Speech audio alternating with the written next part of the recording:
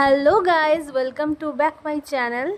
কেমন আছো তোমরা সবাই? আশা করি সবাই ভালো আছো। এখানে নিচ্ছি ছাতু মানে দুগ্গা ছাতুটাকে ভালো করে একটা সিটি মেরে দিয়েছি, ভালো করে ছাড়িয়ে নিতে হবে। এদিকে আলু নিয়েছি 3টে বড় সাইজ, আর আদা রসুন পেস্ট করে রেখেছি।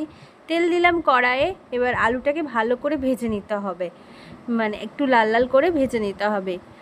তারপরে এরকম ডুমো ডুমো আকারে কাটতে পারো, তোমরা চাইলে আলু দিয়েও করতে পারো বা বিনা আলুতেও এরকম রেসিপি হতে পারে।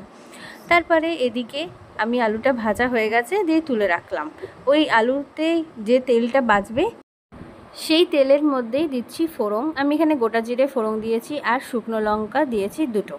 তারপরে এবারে এটাকে যখন একটু লাল হয়ে যাবে তারপরে দিচ্ছি পেঁয়াজ এখানে 2টো বড় পেঁয়াজ কাটা হয়েছে, সেটাকে ভালো করে একটু ভেজে নেওয়ার পরে দিচ্ছি টমেটো একটা গোটা টমেটো দিয়েছি।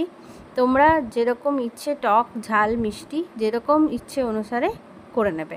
প্রথমে এখানে নুন দিচ্ছি, নুনটাকে স্বাদ অনুসারে দিতে হবে। নুন না দিলে পেঁয়াজটা গলবে না, তার জন্য আগে নুনটা আমি দিয়ে দিয়েছি। তারপরে দিচ্ছি 1 চামচের মতো চিনি দিয়েছি। এবার একটু নুনটা দিয়ে পরে ভালো করে একটু কষিয়ে নেবো। দেখবে পেঁয়াজটা একদম গলে গেছে। একটু ঢাকা দিয়ে রাখতে হবে 10 থেকে 15 মিনিটের মধ্যে। এবার উপর থেকে কাঁচা লঙ্কা আমি দিয়ে দিয়েছি। ঝালটা নিজের অনুসারে করে নেবে, নিজের টেস্ট অনুসারে। আমি এখানে রসুন বাটা 1 চামচ, আদা বাটা 1/2 চামচের মতো দিয়ে দিয়েছি। আলুটা ভাজা রেখেছিলাম, সেই আলুটা এর মধ্যে দিয়ে ভালো করে কষিয়ে নেব। একটুখানি টাইম দিয়ে ধৈর্য সহকারে করলে রান্নাটা এত সুস্বাদু হবে যে বলে বোঝানো মুশকিল। এবারে দিচ্ছি হলুদ, শুকনো লঙ্কার গুঁড়ো, আর দিচ্ছি জিরে পাউডার, ধনে পাউডার, আর একটু কাশ্মীরি লঙ্কার গুঁড়ো, গোলমরিচের গুঁড়ো। ঝালটা নিজের টেস্ট অনুসারে করে নিতে হবে। এখানে সিদ্ধ করে রাখা মাশরুমটা আমি দিয়ে দিলাম। এটাকে দুগ্গা ছাতুও বলে, অনেকে নর্মাল ছাতুও বলে। আর তোমরা কি কি নামে এই ছাতুর নাম জানো সেটা আমাকে অবশ্যই কমেন্ট বক্সে জানিও।